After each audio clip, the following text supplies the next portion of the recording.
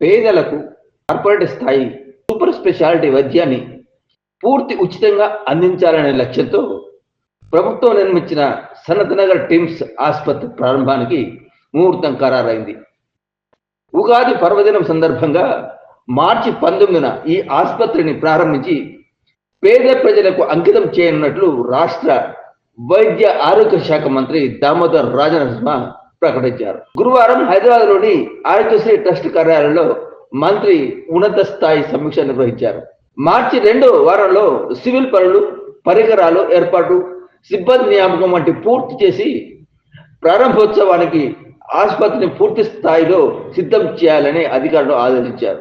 1000 పడకల సామర్థ్యంతో నిర్మించిన ఈ ఆసుపత్రిలో మౌలిక వసతుల పనులు తుది దశకు చేరుకున్నాయని అధికారులు మంత్రికి వివరించారు. అత్యంత కీలకమైన 16 ఆపరేషన్ థియేటర్లు ఈ శస్త్రచికిత్సలకు సిద్ధంగా ఉన్నట్లు తెలిపారు. ఈ ఆసుపత్రి అందుబాటులోకి వస్తే హైదరాబాద్లోని నిమ్స్, గాంధీ, ఉస్మానియా వంటి ప్రధాన ఆసుపత్రులపై రోగుల భారం గణనీయంగా తగ్గుతుందని ప్రభుత్వం భావిస్తోంది.